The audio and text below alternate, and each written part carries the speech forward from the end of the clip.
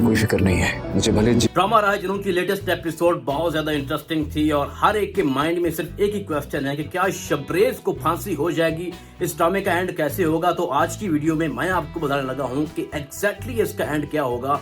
इसलिए ये वीडियो बहुत ज्यादा अमेजिंग हो रही है और आपको बताऊंगा कि क्या शबरेज को फांसी होगी या नहीं। तो इससे पहले कि बाकायदा मैं स्टार्ट करूं अपनी वीडियो, थोड़ा लेटेस्ट एपिसोड पे बात करते हैं, क्योंकि उस पे बात होगी तो आपको एग्जैक्टली पता चलेगा कि इस ड्रामे का एंड किस तरह से होने वाला है। तो भैया जी, लेटेस्ट एपिसोड में आपने देखा कि एलेना शबरेज के घर आती है और उसको सबके सामने कहती है कि आप याद करो कि जब तुम मेरे घर अकेले थे रात को, और उस रात को क्या हुआ था तुम्हारे और मेरे बीच, और तभी तुमने फैसला किया था कि मैं तुमसे शादी करूंगा। तो शबरेज कहता है कि झूठ बोल रही है, ऐसा वैसा कुछ नहीं हुआ था। तो उसके बाद वो वीडियो दिखाती है जिसमें शबरेज ये कह रहा होता है कि मेरी तबीयत खराब हो रही है। तो एलेना उस वक्त उसको अपने रूम में लेके जाती है। यहाँ तक जब वो सब कुछ दिखाती है तो महर को ये आइडिया हो जाता है कि एलेना चाहती क्या है। तो उस वक्त महर उसको कहती है कि अगर शबरेज ने ये काम किया भी है ना, तब भी मैं इसको छोड़ के नहीं जाऊंगी, आज नहीं कभी भी नहीं छोड़ के जाऊंगी। मुझे पता चल चुका है कि तुम चाहती क्या हो।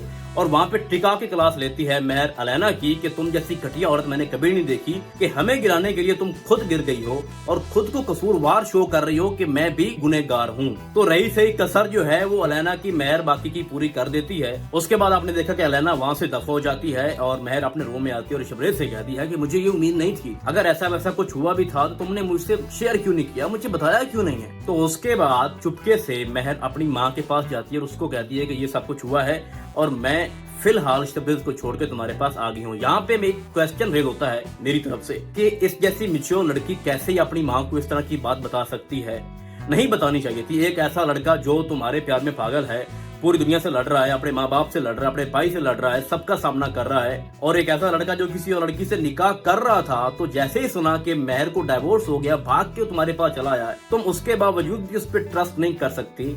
और वो बार बार ये कह भी रहा है कि मैंने ऐसा कुछ नहीं किया, आप मेरा यकीन करो। और ऑलरेडी उसने बोला भी है कि अगर तुम कुछ ऐसा सुनो मेरे खिलाफ तो तुमने यकीन नहीं करना। तो मैं ये समझता हूँ कि ये मैच्योरिटी वाला सीन नहीं था, ऐसा नहीं होना चाहिए था। उससे बढ़ के उसने एक और काम कर दिया कि काशान उसको फोन करता है कि मेरे पास शबरेज की बेगुनाही का सबूत मौजूद है और तुम आके वो प्रूफ मुझसे ले लो। यहाँ पर मैं हैरान हूँ कि काशान वही लड़का है जिसने पहले भी महर को ट्रैप किया था और उसके साथ कुछ गलत करना चाह रहा था, और उस वक्त उसने उसको थप्पड़ मारा महर ने काशान को। उसके बावजूद वो दोबारा ट्रैप होने जा रही है उसके पास। ये भी मैं समझता हूँ कि कुछ स्ट्रेंज सा हो गया है। और वो उसके घर चली भी जाती है और कहती है कि मुझे सबूत दो, प्रूफ दो। तो वो पेन ड्राइव लेके आता है और वो कहता है यहाँ पे ये है पेन ड्राइव और ये ले लो। तो जब वो हाथ करती है तो वो नहीं देता। तो उस वक्त वो कहता है कि मैं आपको पेन ड्राइव दूंगा लेकिन पहले मेरी बात मानो, जो मैं चाहता हूँ वो करो। तो उस वक्त महर उसको दूसरा थप्पड़ मारती है, जो कि बहुत देर से बाद मारा उसने। तो वो कहता है कि मुझे पहले थप्पड़ का बहुत गुस्सा था, तो तुमने दूसरा मार दिया, तो अब तो मेरे हाथों से नहीं बच सकती। और वो पिस्टल निकालता है और उसके ऊपर तानता है और जबरदस्ती उसको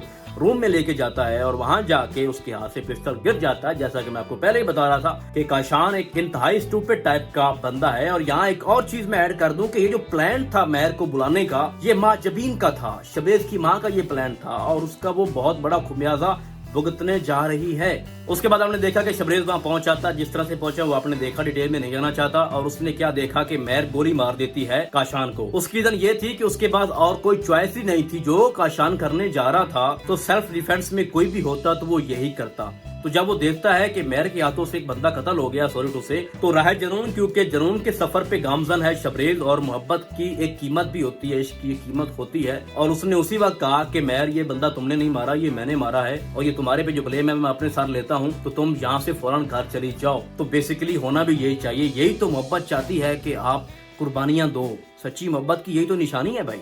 अब मैं आपको बताता हूँ कि एक्जैक्टली आगे क्या होने जा रहा है। आपने जो सीन देखा फांसी के फंदे वाला कि शबरेज को फांसी होने जा रही है, वो असल में सीन क्या है। पहली पॉसिबिलिटी तो ये है कि ये एक ख्वाब हो सकता है, या महर को आया होगा या माजबीन को आया होगा कि मेरा बेटा या मेरा शौहर उसको फांसी हो रही है। दूसरी जो पॉसिबिलिटी है कि हो सकता है कि ये पॉसिबल हो, लेकिन मुझे ये लगता है कि ये एक ख्वाब होगा, एक सपना होगा जो कि महर को आया होगा या माजबीन को आया होगा। लेकिन ज्यादा चांसेस माँ जबीन के, उसकी माँ को ये ख्वाब आ सकता है। तो उसके बाद वो उठेगी, शबरेज के पास आएगी, उसको बोलेगी कि बेटा मुझसे बहुत बड़ी गलती हो गई, कि जो भी प्लान बनाया था मैंने महर को बुलाने का, ये मेरा प्लान था, बेटा मुझे माफ कर दो। और उसके बाद उसको एहसास हो जाएगा कि मैं ही गलत हूँ और मेरी वजह से मेरी औलाद मुझसे दूर जा रही है। और वो जैन के पास भी आएगी, नताशा के पास भी आएगी, उसे माफी मांगेगी कि जो भी तुम्हारे साथ हुआ, तुम्हें औलाद नहीं हुई, ये मेरी गलती थी, मुझसे ये बहुत बड़ा गुनाह हुआ है, तो तुम भी मुझे माफ कर दो।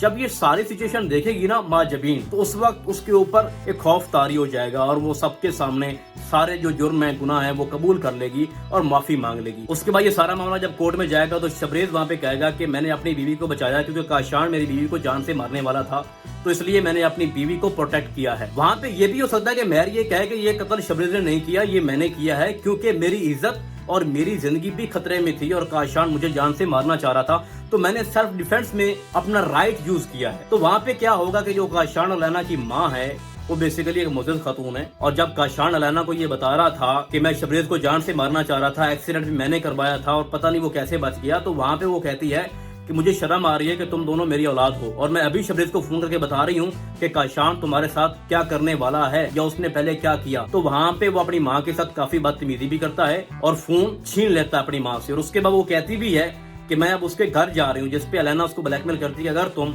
शबरेज के पास गई तो मैं अपनी जान ले लूंगी। तो एट दैट मोमेंट वो कोर्ट में पेश होगी और जज को ये बताएगी कि मेरा बेटा इसी काबिल था, वो पहले भी जान लेने की कोशिश कर चुका है शबरेज की। तो जब वो गवाह बन के सामने आएगी तो जो सजा है शबरेज की वो बहुत कम हो जाएगी और फांसी उसको नहीं होगी। तो ओवरऑल इस ड्रामे का मैं हैप्पी एंड देख रहा हूँ। इस ड्रामे का जो टाइटल है वो राय जनून था, और आप सब जानते हैं कि जनून का जो सफर है वो बहुत खतरनाक होता है और बहुत सारी कुर्बानियां देनी पड़ती हैं, और शबरेज ने ये साबित कर दिया है कि मैं मेहर से सच्ची मोहब्बत करता हूँ और इसलिए मैंने इसके सारे इल्जाम अपने सर पे ले लिए हैं। और इस ड्रामे का एक्सपेक्टेड एंड यही है जो मैंने आपको बता दिया है, और शबरेज की बहुत जल्द बेल हो जाएगी और ये दोबारा से अपनी लाइफ हंसी खुशी गुजारना शुरू कर देंगे बगैर किसी हर्डल्स के। उस ड्रामे का एंड बहुत हैप्पी होने जा रहा है। तो फिलहाल आज की वीडियो में बस इतना ही। हम आपको बहुत जल्द मिलेंगे किसी नए ड्रामे के नए रिव्यू में, तब तक के लिए अल्लाह हाफिज।